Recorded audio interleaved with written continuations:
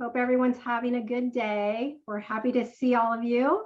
And I know a few more are going to be joining. I think we had about 100 people that signed up. So hopefully everybody was able to arrange to be able to get away.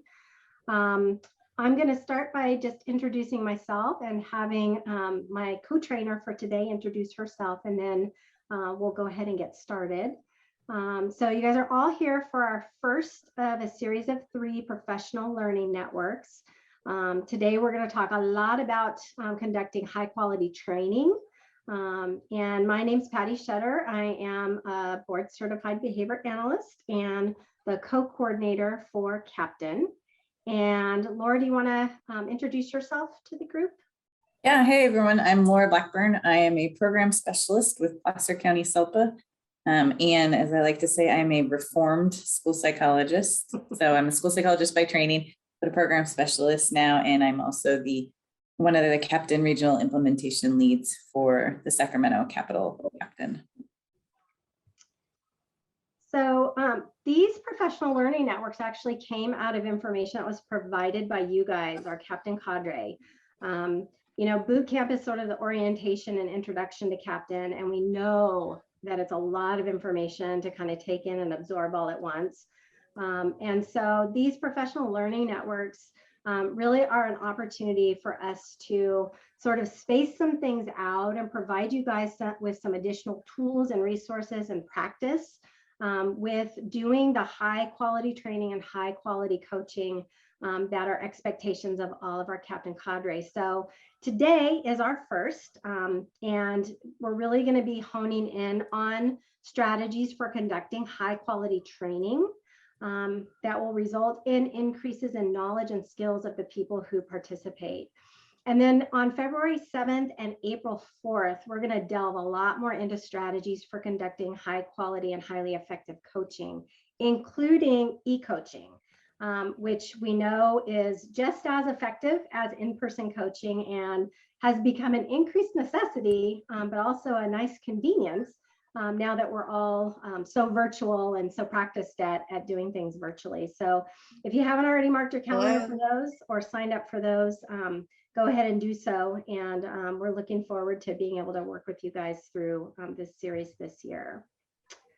So our learning objectives for today, we're hoping that you guys will develop an understanding of implementation and how the science of implementation really is used to support the work of Captain. We're hoping that you guys learn how to develop goal attainment scales or GAS goals as a means of being able to monitor and measure student progress when you're implementing evidence-based practices. We hope that you guys will be able to identify the components of delivering high quality professional development. And we're going to walk you through and do a little bit of exploration with the prepared PowerPoints that our Captain leadership team has put together that have embedded within them prompts for using all of those high quality training components. So with that, I'm going to hand it over to Laura, who's going to do a little baseline data collection with you guys. All right, so part of high quality trainings and information sessions is doing some baseline assessments. So we are going to launch a couple polls to see where we are baseline wise. So the first one is choose all the components of a high quality professional development. So there's multiple choice here. So those components could be selection of training topic based on opinion, use of discussion, use of practice with feedback, and pre and post data collection.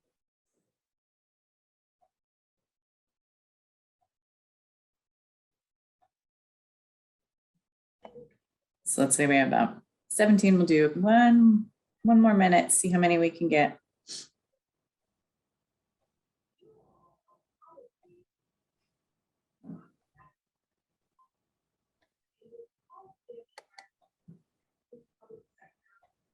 All right, so we have about 78% who participated, 85, 86, 88. It's going up as I speak. So we have, let's see, we had about 100% of you who said we collect pre and post data collection. Is that because I just said that before we got on here? And then we had 91% who said use of practice with feedback and 73% who said use of discussion. And those three are all components of high quality professional development. All right, so let's do poll number 2. And this is true or false. Fidelity is considered an implementation driver. You got a 50-50 shot on this one.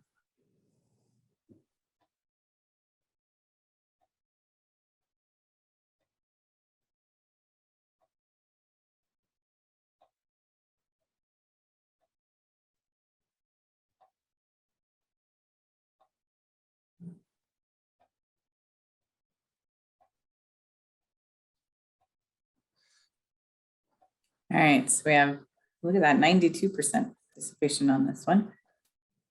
So I'm going to end that poll, but we had 92% of you who said true, that Fidelity is considered an implementation driver. So good job, you guys. We already have a lot of knowledge in here. All right, now let's do poll number 3. Which formula best represents how to achieve improved outcomes using implementation science? So this is just a single choice question. So is it effective practices times effective implementation times enabling context equals improved outcomes, or effective practices plus effective implementation plus enabling context equals improved outcomes, or effective practices plus effective implementation minus enabling context equals improved outcomes? I'm going to launch that poll for you. And there is no answer for, Laura, why are you making math out of word problems? That's what I would have said.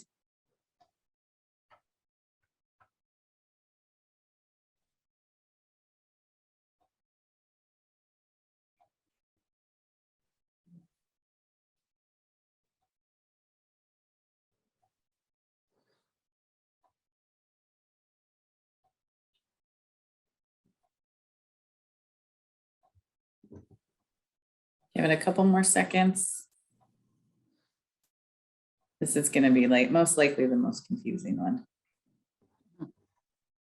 Again, math plus English all thrown together.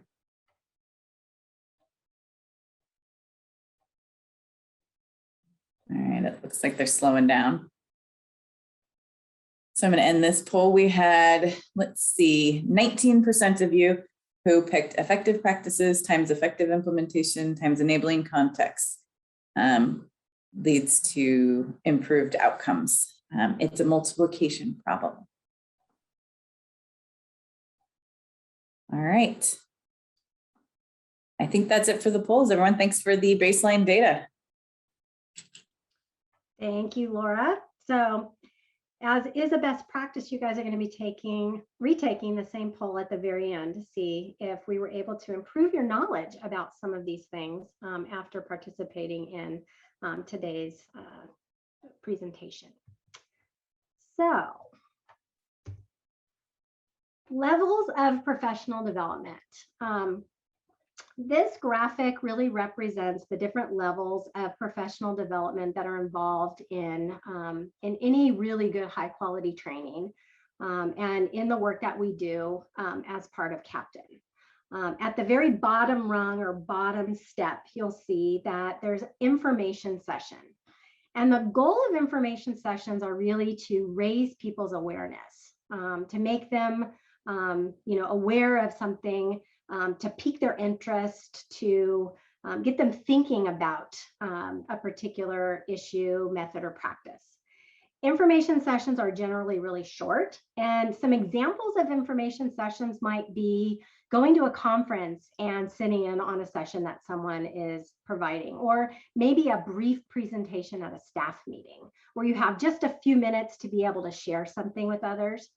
The goal isn't for them to take that brief introduction or brief presentation of information and know then how to take it back and do it. But it hopefully will raise their awareness and pique their curiosity so that they then dive a little bit deeper. So a lot of times what we want to do in information sessions is provide an overview and then give them a next step. Like, oh, hey, if you're interested and want to know more about this, here's an Affirm module that you can go into to get more information. Or there's going to be a training coming up that we're doing on visual supports where you can come and learn more and learn really how to use this practice. The next level up then is what we characterize or call a workshop or training. Generally, these are a little bit longer. And the goal of these is to really increase people's knowledge and their depth of knowledge about whatever the topic is in preparation for them to go and use it. And you'll see as we go through today, workshops and trainings are really important, and designing them really well is critical for increasing people's knowledge. But a workshop or training by itself isn't necessarily going to translate to people knowing how to do it in practice. That's where that third level of professional development comes into play. And that's with practitioner coaching. Doing that job embedded coaching where you're doing some reflective practices, you're getting feedback, you're having an opportunity to use the skill with some mentoring and support. The goal of practitioner coaching at that level is to increase people's skilled use of whatever the practice is, and really also to increase their confidence. How many times have you guys ever been in and observed a teacher and they're like, I don't know if I'm doing that right. And you're watching and you're going, oh my gosh, you're doing it great. But they don't have a level of confidence in their ability to use the practice or do it well. So sometimes it's not just increasing skilled use that coaching results in, but it's really increasing people's confidence and competence with using the practice. So these tie in with the requirements of school cadre in terms of participating or being a member of Captain. Our hope and our expectation is that you guys will be doing information sessions to raise people's awareness and as many opportunities as you can. You have a requirement to do one per year. But to that next level up the rung, we want you guys to be able to provide 3 high quality workshops or trainings on specific evidence-based practices every year. And it could be the same evidence-based practice 3 times. It could be 3 different evidence-based practices. We want it to really be based on the needs that have been identified within your programs or districts or syllabus. So we don't tell you which ones they are. We want you guys to assess the needs and then select from those 28 evidence-based practices based on that needs assessment. We also have a requirement or an expectation or a hope that you would be able to provide coaching to 3 teachers or programs to be able to build the skills of at least 3 teachers or 3 programs full of staff.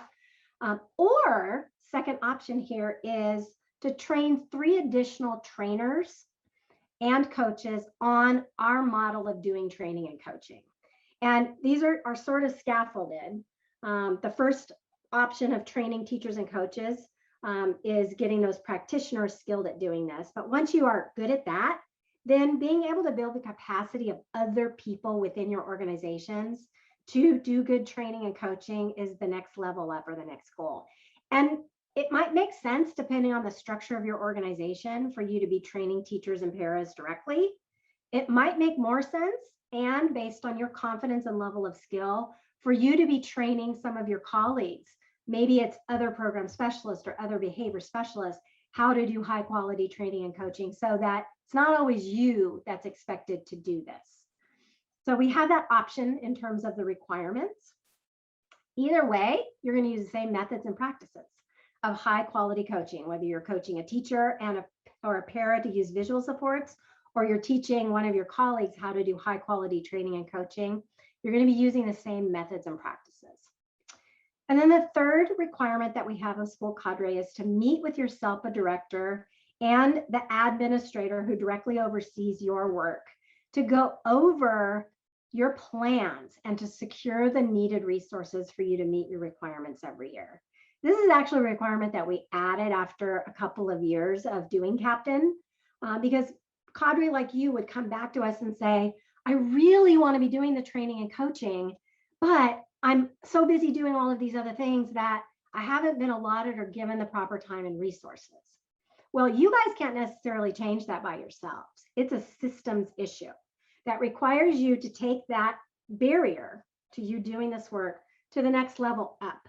and to say, I've been nominated to represent our agency to do this really important work, but I need some support and assistance with how to put in place the things that I need to be able to do it. The dedicated time, the resources, and the opportunities to be able to actually do these things. So that's why we have that next requirement of you guys to meet with those people who can actually support and make the changes needed to overcome that barrier. So where do we come up with all of these requirements? Where do we come up with this training, high quality training and coaching model? We didn't make it up. We didn't pull it out of our hats. It actually comes from the field of implementation science. And implementation science has been used to guide the work of practice from very early on. And so some of you may have a level of familiarity with this, but I think it's helpful to kind of think about what we mean when we say implementation science. It's really the methods or techniques used to enhance the adoption, implementation, and sustainability of evidence-based interventions. So we know these 28 evidence-based practices for autism work when we get people using them with students with autism. But how do we get people using them? That's the implementation science part. So I have a brief video that I'm going to show. And I think it's really a helpful video for you guys to access and also share with others that describes the basics of implementation science and how Captain uses it in our work. So, you've heard about implementation science and are interested in hearing more. What is it? Why does it matter? Well, at some point, most of us have experienced the frustration of providing training and resources to staff across our state, community, or organization, only to repeatedly find there is no positive impact on outcomes. Implementation falters, or programs just do not sustain. What we all know is creating meaningful change is complex and challenging. Over the past several decades, considerable research, policy, and funding have focused on the use of evidence-based programs and practices. Obviously, you wouldn't want to waste your time and effort on programs that have no evidence behind them. At the same time, those programs are only effective when fully implemented. The level of effort applied to identifying and producing EBPs has yet to be placed on how EBPs are implemented. The gap between identification of evidence-based programs and implementation of those same programs is critical. Why? Students cannot benefit from interventions they do not receive. This is where implementation science comes in. Applied implementation science can support your organization in successfully navigating the pathway from research to practice. Active implementation frameworks can support you in building implementation capacity at multiple levels in your system. The frameworks can support you in implementing and sustaining evidence-based practices to improve outcomes and establish meaningful, lasting change. Active implementation frameworks move us from long lists to big ideas with tools, processes, and data. What are the active implementation frameworks? Just as we want to use best evidence to choose an intervention, we want to use best evidence in implementation. These 5 frameworks are based on the best evidence from evaluation and research about how to change practice, organizations, and systems. Let's take a quick look. Usable interventions. If you can't clearly define a program or practice, how can you implement it? Attending to the key criteria of a usable intervention helps ensure consistency and fidelity of implementation. Implementation teams. It takes a team to raise a village. Using implementation teams increases accountability and sustainability for the new work. Likewise, linking those teams together through a clear communication process makes it easier to scale up a program across your entire system. Implementation drivers. There are specific activities that can really drive the success of implementing your program or practice. For example, the way your organization plans training and coaching of new skills to staff, and the importance of routinely assessing fidelity of implementation of the program. Still, well-trained staff can't implement a program in an environment that's not supportive. So, implementation drivers also factor in how your organization and leadership can support the new ways of work. Implementation stages. Change at the state, community, and organizational level cannot happen all at once. Implementation is not a single event, but rather a process. Implementation stages guide your team through a purposeful approach to managing system change, building capacity, and sustaining the new program or practice. Improvement cycles.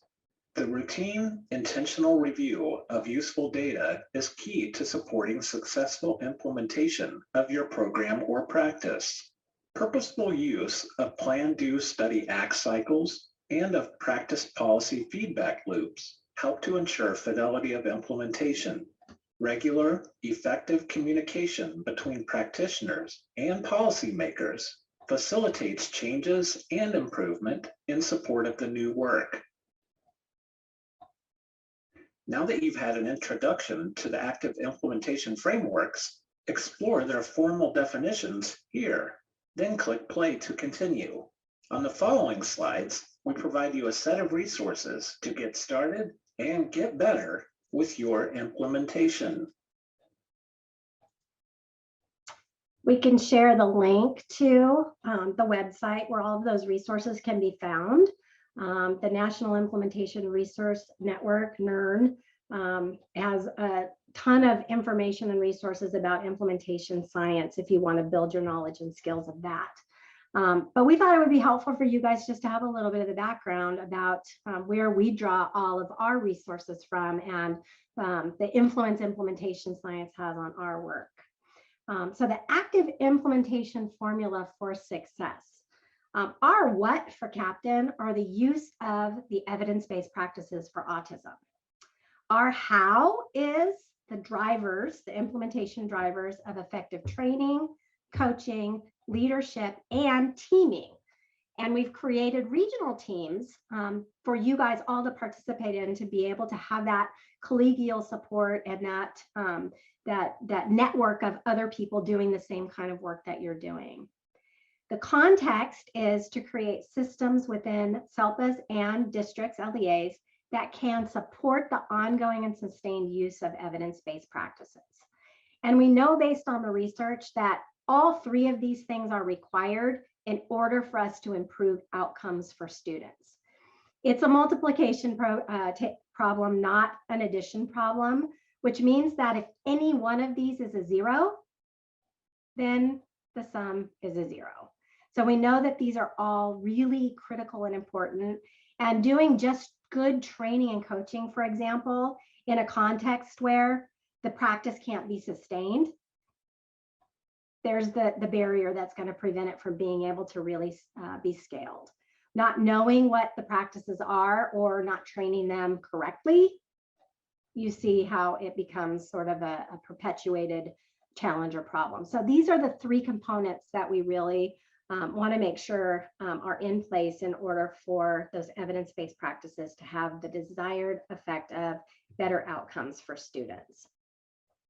I'm not going to go into this, but I think it is helpful to sort of think about with that equation or that multiplication problem that we just showed, where all of those different components of implementation science fall. And we're going to spend a lot of time really talking mostly about the drivers, because training and coaching and leadership and fidelity and all of those things that you guys do as part of your requirements for Captain are really part of the drivers component of this formula. So here's a little bit closer look at the drivers. And on the left-hand side, those competency drivers, you can see that those pretty much line up with Cadre expectations. They include selecting evidence-based practices based on identified needs, training in a really good high-quality way those practices, coaching in order to build skilled use of those practices in order to reach fidelity.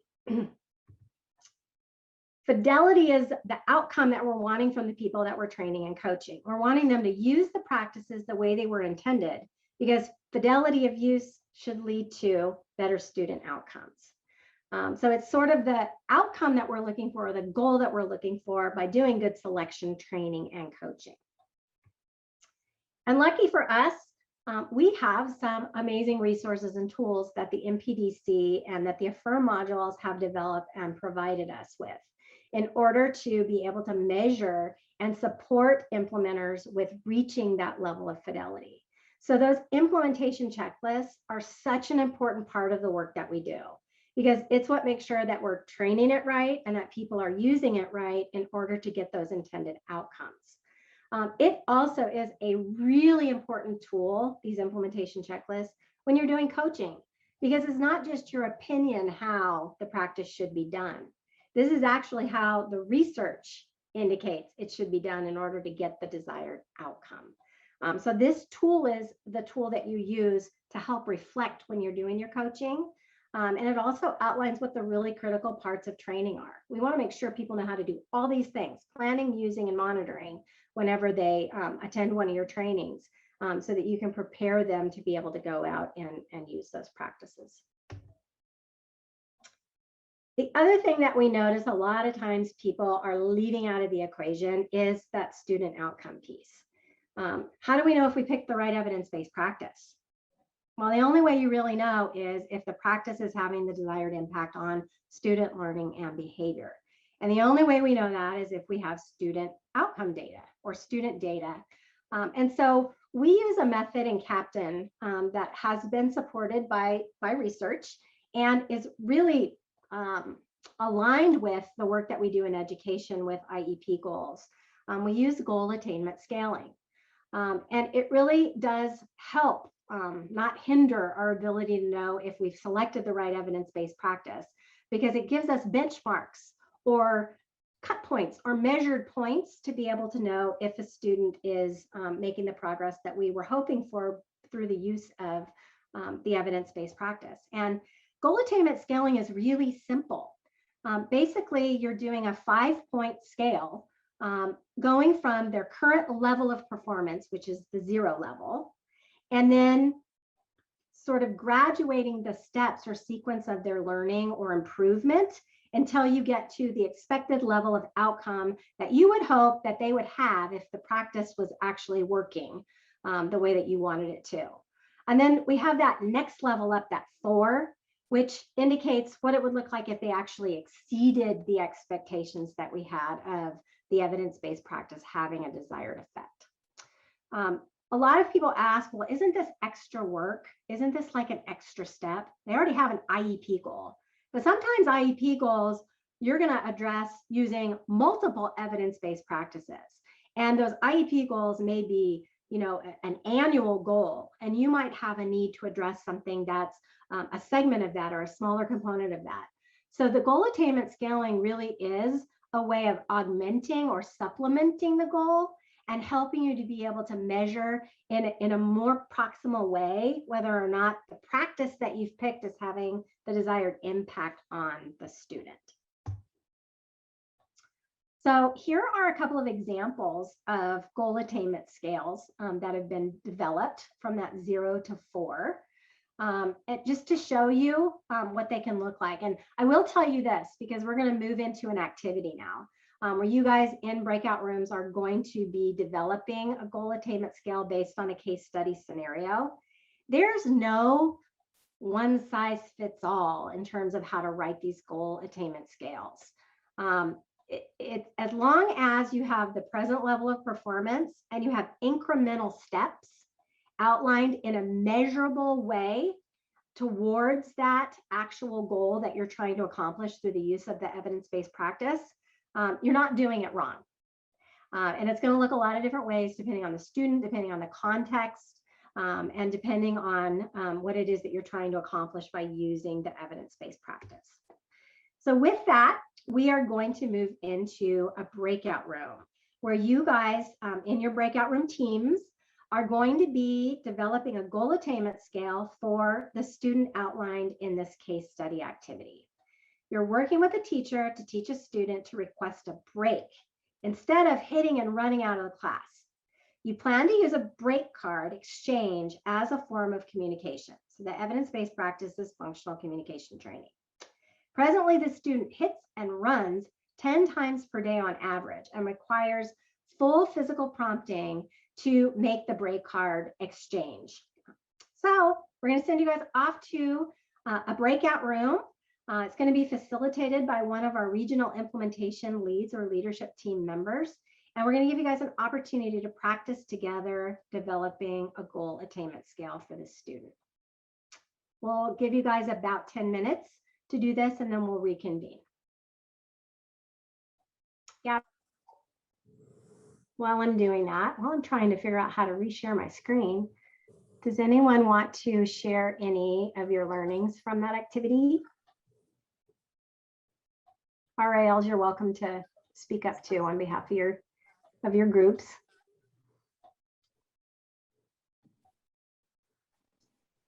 I appreciate my group. They were naturals. So thank you very much. This is Mark.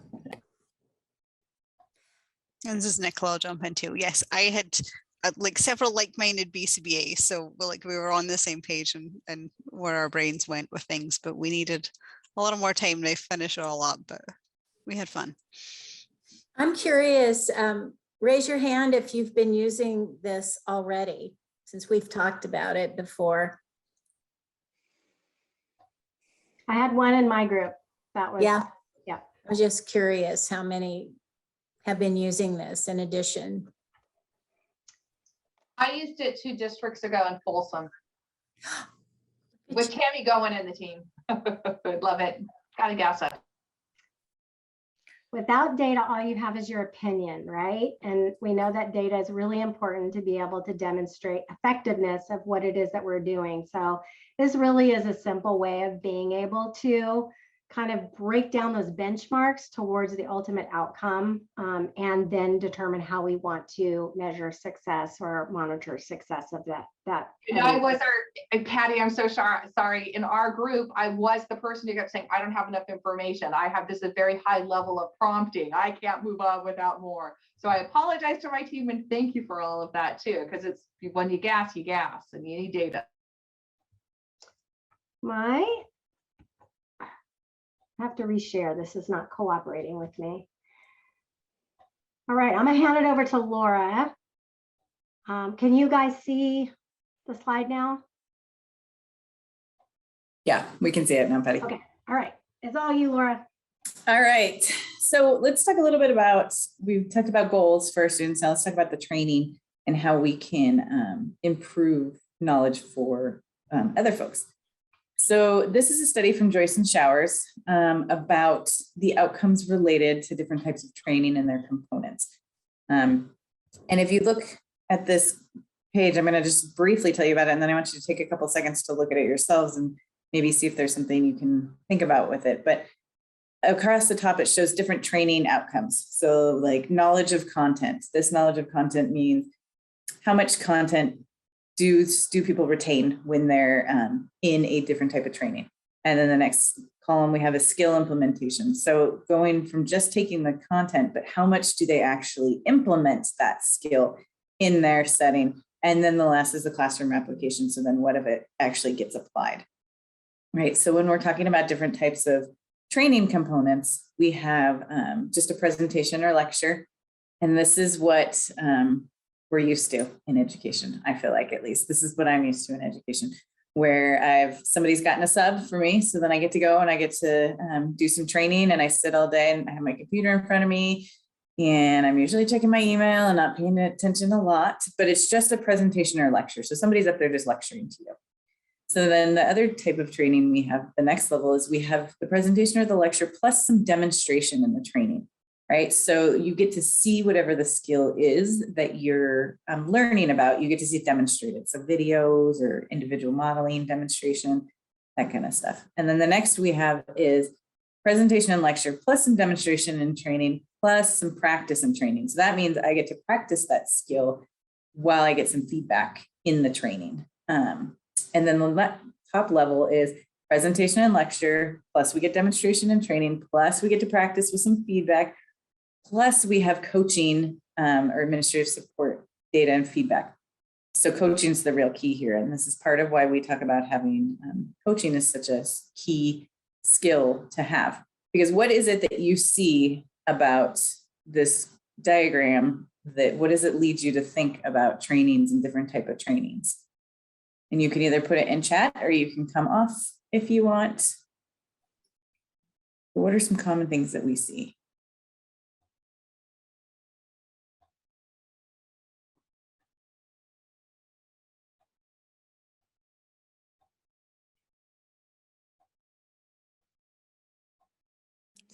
I mean, I think this just brings up when you go to a conference or something like that, and you're sitting there and you're all excited and you can't wait to get back to the classroom and try this, and you're so just worked up about it. And then you get back to the classroom and there's so much going on in your day-to-day life as a teacher that you just kind of get back to surviving and doing what you've been doing. And that thing just stays like these papers from the conference that stay on your desk that you really want to do, but you don't actually do. So this whole move from that into getting it, having the classroom application and getting the coaching is really the link that we need. Yeah, absolutely. I think that's what this shows is that if you just go and like to a conference, and we love that, right? I love conferences. I feel like I get so much good information. But if you look at the percentage of how many people go back and apply that in your classroom, not a lot, right? Because that excitement dwindles, you have kids you have to deal with, and then we forget, right? Even if we have demonstration and training, we're still looking at about 0% in the classroom application, right? If we add in the practice, we get a little bit higher, 5%. I mean, think about if you have 100 people sitting in that conference room, that's 5 who might apply that, right? But we add in that coaching and that feedback and follow-up, and we get to 95% for classroom application. And part of that reason I feel like for me is there's accountability from another human when you have coaching, right? Coaching to fidelity really helps keep you honest. You know, it's like the Weight Watchers of education where, you know, you're held accountable because you go every week and you get weighed. Well, we're held accountable now because we're going to have a coach and somebody to help follow us up and get through fidelity. So the takeaway here is really that all the trainings we go to are great, but coaching is really what we need to do to get that fidelity going and really get people implementing things in their classrooms. And you guys are all agreeing with me in the chat. I see that there. So then here's kind of another way to look at this system of getting the most out of our professional development with those high quality training and coaching practices. So if you look here, this is another graph. Again, it's like making math out of words for me. There's a lot of math out of words today, but this is the complexity and application required. So low, medium, and high on the bottom. And then on the left-hand side is the knowledge and awareness, the skill demonstration, and the use and practice, right?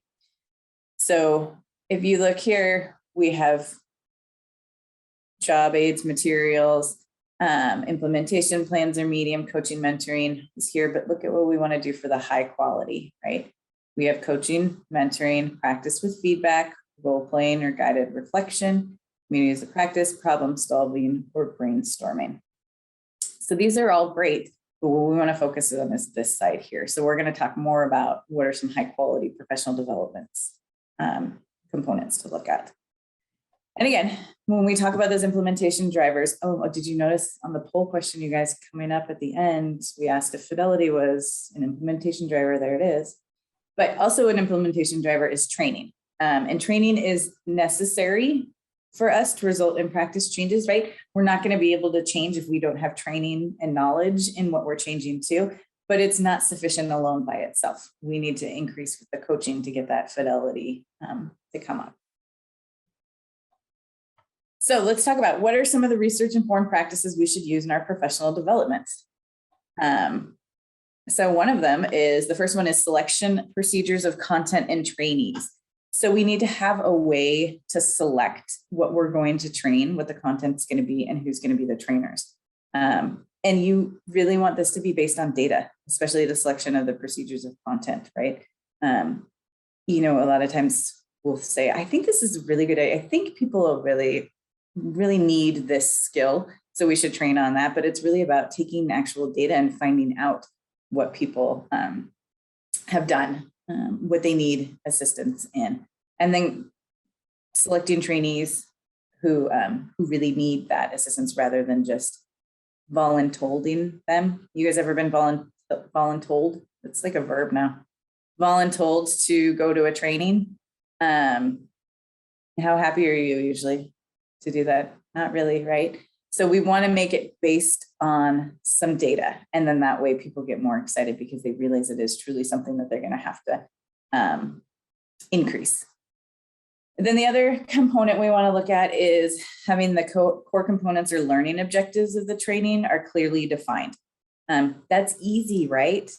You see how in just one slide, all we had to do was look at the learning objectives, but you really want to make sure that those are clear for your learners so they know what they're getting into.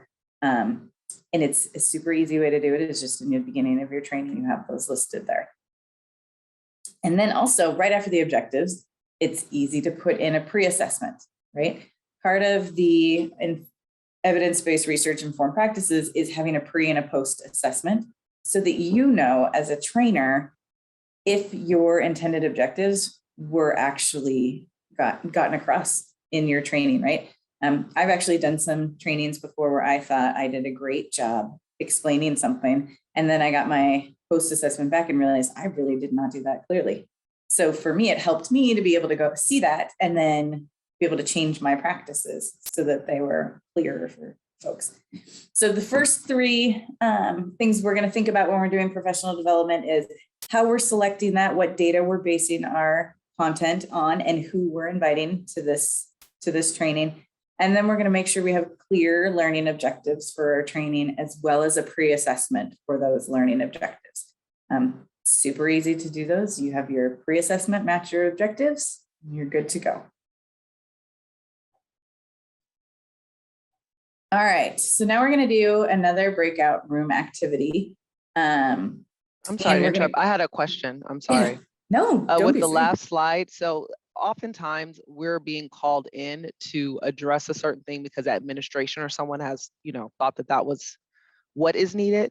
So in cases like that, where I totally understand that this is, best practice, are there any strategies about how, if something has already been pre-selected and you want to get in there because you want to be of contribution and get invited back so you can actually keep expanding this work, because you got to pick and choose your battles.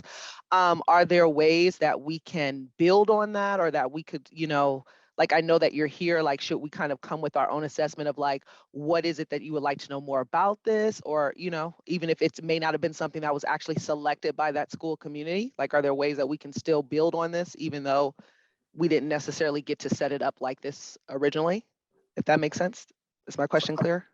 I think so. Let me make sure I'm understanding is that if you're asked to come in and do a training, and I'll just be very transparent. Right now, my experience, I'll just say, okay, is people are burnt out and they don't really care.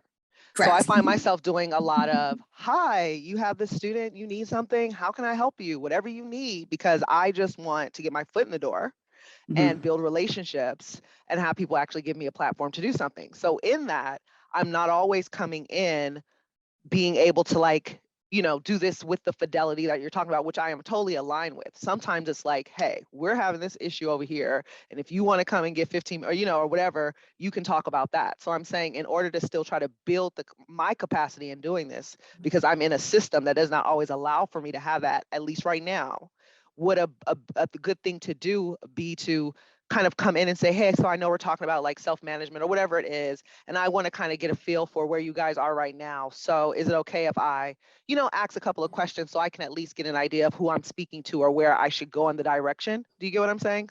Absolutely. To still try to add that. That's what I'm, okay. Yeah, and I think you're right on track. I mean, I think you can definitely come in and you're going to have to build a relationship with somebody first, obviously, but there are also, you could use like the classroom observation rating skill that's on the website to come in, and there's a self-report portion of that, and have them report how many evidence-based practices they think they use and how many, and you can start having those conversations about, hey, we have some data now, where are we going to go training wise? But yeah, I think you're spot on. Thank you. I think there's a lot of different ways that we can do selection, you know, from doing like big district-wide assessments of need to going in and doing program observations to having those guided conversations like you're talking about, Malika, that really kind of tap into what is this teacher's like biggest struggle right now, and how can I help her select an evidence-based practice and be motivated to learn this to help her in this situation right now. So Oh no, what did you say? there's a range of different selection processes. And I think this practice is just saying, have a selection procedure, right? Don't just go, well, I think it sounds like a good idea to do prompting because I really like training that one. Or I already have the PowerPoint, and so that's the one I'm going to do because I need to meet this captain requirement. Yeah, so great question. Great question. Yeah, thanks, Malika. That was good. All right, so let's go into the activity. We are going to go into a breakout room again. I think we're going to have to make this shorter. Patty, am I right on time here? Gavin, can we do like 8 minutes for this one? Absolutely. So we have two Captain Cadre trainers. They get together to discuss which EBP they want to develop a workshop for. They spend a considerable amount of time in their planning meeting discussing the teachers in their district, what seems to be working and not working. If any of the teachers had expressed any interest in learning more about a specific EBP, which led them to ultimately choose visual supports. They proceeded to give the training, and at the opening, they explained that this training was going to cover the EBP known as visual supports. They also asked for a raise of hands to see who had heard of or knew about the EBPs. So what we're going to do is get together in our groups and see if these trainers did steps 1 through 3, right? So that was having a selection process, and then having the objectives and having the pre-assessment. And so if not, which steps did they leave out and how could they improve their process? So we'll spend about 8 minutes, Gavin says, in the rooms, and then we'll come back and keep going. I think we're back up and running. All right, great conversations, you guys. And I think this particular case study illustrates what I think happens quite regularly when we're designing and outlining our training plans. All right, so those were the first 3 components of doing high quality training. Here are the next 3 components. The 4th component is embedded within your training to provide discussion opportunities throughout the presentation. And we know that based on principles of adult learning, really having the opportunity to discuss and dialogue and sort of compare with other people and talk about how this particular component of whatever it is you're learning fits in with your context, or what you think the barriers might be, and getting some input from other people on how to overcome them. This is such a critical and important feature of high quality training, to have those opportunities for discussion embedded throughout. And then number 5 is demonstrations that actually show the component or the evidence-based practice being implemented. And this can be done either via a video demonstrating or showing, illustrating its use, or through live modeling and demonstration. And then the 6th component is practice opportunities with feedback. And so this can look a lot of different ways depending on what the learning objective is. If the learning objective is that the participants will learn how to develop a goal attainment scale, then having practice doing that and getting some guidance and some feedback in the opportunity to do that, using the worksheet, thinking about what it looks like is definitely an opportunity for practice. But if it's that they would learn how to do prompt fading correctly, maybe the opportunity for practice is doing a role play of some sort. And doing opportunities for practice can look different when you're in person than they can online. Obviously, we're not going to be able to do a simulation of prompt fading as an opportunity for practice when we're online versus in person, where we might be able to set that up. So these opportunities for practice and what they look like and how you set them up is going to depend partially on what the objective, the learning objective is, and partially on the context at which you're being able to provide the training. The 7th component of high quality training is that post-assessment of those core learning components. So did they learn what we wanted them to learn? Was our training effective? Because remember, training, the goal of training is to increase knowledge. So if we haven't changed some aspect of knowledge from before to after, we kind of have to question whether or not our training was effective, because the goal of training is increasing knowledge. So post-assessment of those core components partially is to assess ourselves as the trainers. Did we get the message across, or do we need to adapt or modify something that we're doing in order to be more effective in conveying that information? The other thing is, it can really be helpful in terms of guiding where to start with someone in that next phase when you're going in and doing coaching. You can look at the data and say, oh, well, they really understood this part, but maybe didn't quite get this piece. So when I go in and start providing the coaching and doing more of that in-class support for them, I'm really going to hone in on this piece of what I'm wanting them to learn. The other thing, and I just want to say this because part of, I think, what we are trying to change and need to change in terms of our educational system is changing the minds of administrators who think that one and done, training and sit and gets are going to change teachers' practice. We need to have data that shows them what the training is good for. The training is good for increasing knowledge, but not necessarily practice. So pre-post data for training shows the training was effective. Fidelity data shows that the coaching was effective. Long-term, we want to see change in student behavior, but those are the two proximal things that we can be able to show to try to shift the way that we do quality improvement and professional learning within our schools. So we're going to go back into our breakout rooms and have a little bit of discussion around this case study. So after you provided your workshop, you analyzed your post-assessment data and noticed that the majority of participants missed the questions about fidelity of EBP implementation and how to select evidence-based practices. So how would you use your post-assessment data in your follow-up coaching with your teachers from this group? And how might you use the results from this post-assessment to change or adapt or modify future trainings on this particular topic? Gavin, let's do a little bit shorter time period this time. Let's do about 6 minutes. I think one of the big takeaways from my group that I just wanted to share back before moving on to the next section is that I think we're doing a lot more information sessions, especially now, than we are really doing trainings. And if that's the case, that's fine, but we need to call it what it is and explain to people that are participating or that are asking us to do them, this is going to raise awareness. Like, that's what an information session is going to do. It's going to raise awareness. It's not going to result in, preparing people for implementation necessarily. It's going to build their interest in this topic. But yeah, calling it what it is, I think, is the message there. Patty and Laura, there was a question in the chat about discussions and how many you might want to schedule, how much is too much or how much is too little. Laura, you want to take that one while I try to get my screen to cooperate?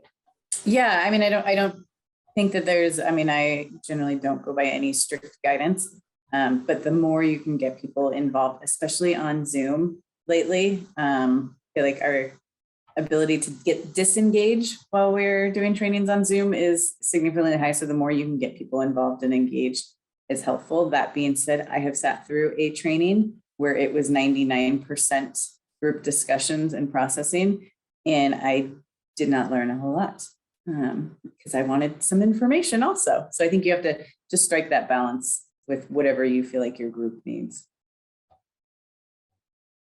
All right, moving on. We have 8 minutes. So what are the other research-informed practices we should use in professional development? We should provide follow-up coaching and using those implementation checklists to support the fidelity of the evidence-based practice. I think this is what we've been leading up to all day, is that coaching is key to implementing things with fidelity. In my group discussion, we talked a lot about using those implementation checklists as a roadmap for your coaching. And we'll talk more about this the next couple times we meet. And then another practice we should use is identifying and use data that directly links the use of the EBPs to student outcomes, right? So our GAS goals, like we talked about earlier, creating our GAS goals.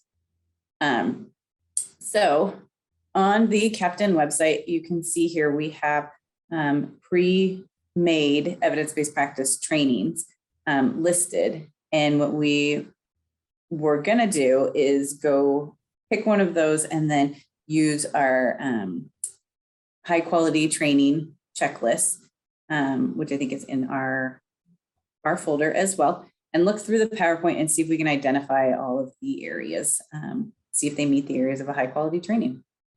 I think that's the next slide, right, Patty? Mhm. So 7 minutes left. Is this something we want to do in a breakout room, or is this something we want to do as a follow-up?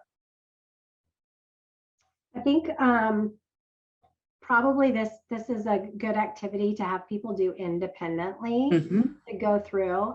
But I think what is important for you guys to know is we have 10 of the most commonly trained evidence-based practices designed with these features, with these things embedded, little prompts that say, let's practice with suggested practice activities, embedded video links to the Affirm modules so you can show examples of whatever the component or the evidence-based practice is, opportunities for discussion. These prompts are embedded within those evidence-based, within those PowerPoints for you guys to be able to use.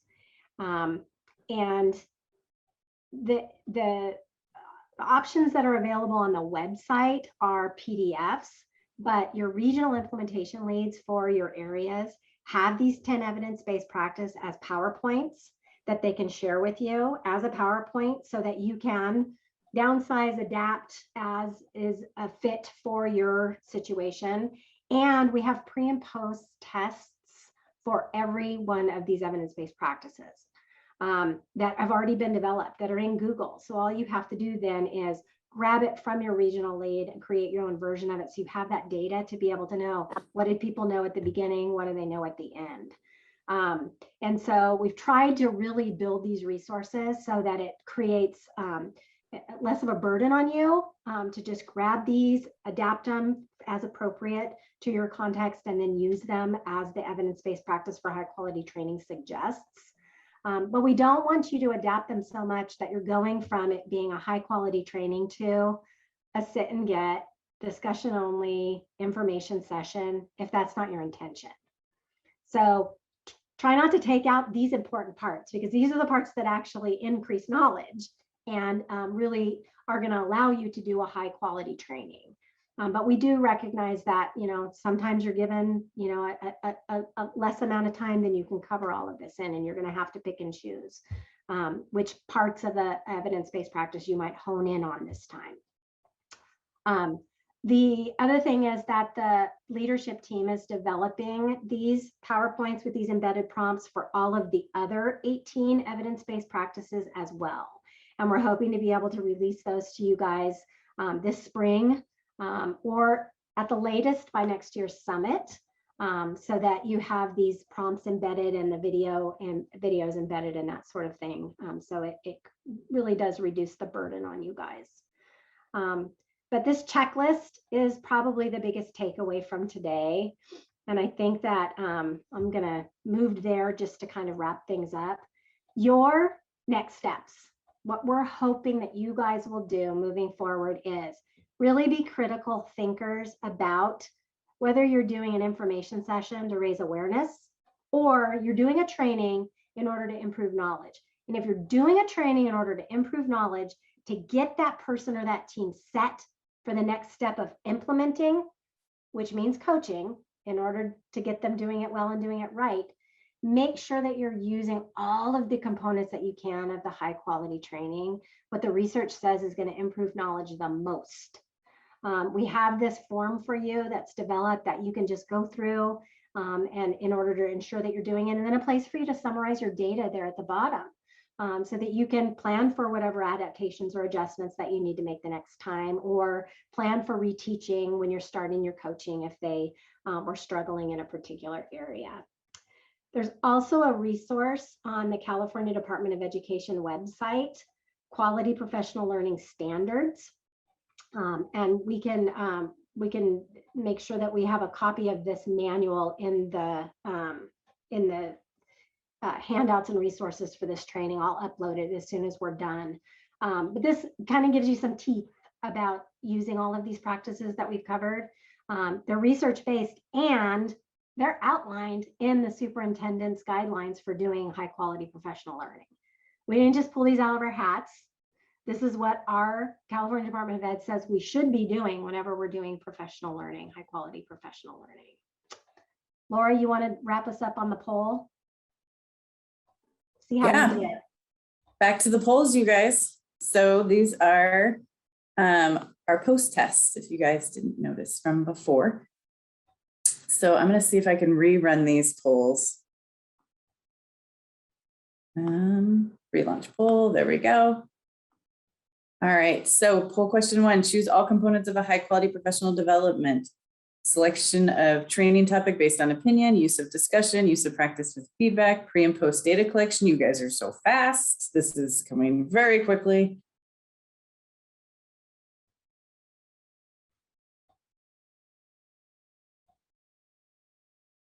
All right, so I'm going to give it 10 more seconds before I end the poll.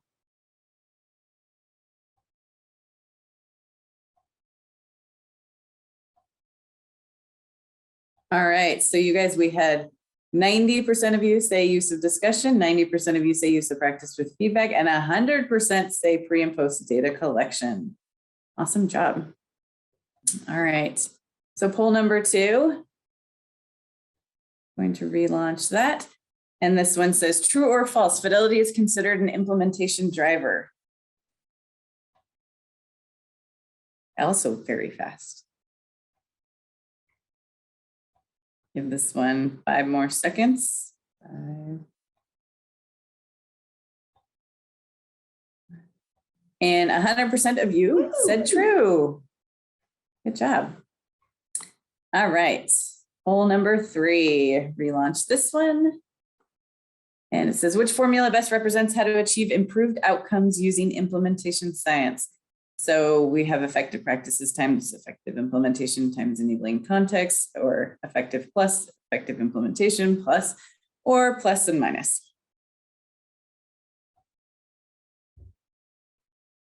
All right, I'm going to end this poll.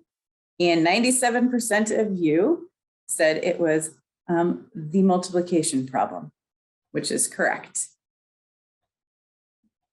All right, thank you everybody for doing the polls and for doing our pre and post. See how painless that was? Just to do the pre and post assessment, it's not that tough. Don't forget that this was the first of 3 professional learning networks. The next 2, February 7th and April 4th, we're going to be focused in on methods and strategies for coaching. So I know that a lot of people are really interested in this topic. We have a lot of people signed up. So make sure that you guys are signed up for that, and we'll see you then. And just remember that checklist should be your guide, your next step. And those PowerPoints, talk to your regional lead if you want to get a copy of those and the pre and post tests. They have 10 of the most commonly trained, all the ones that are on the website, they have those in PowerPoint format and in Google Quiz format.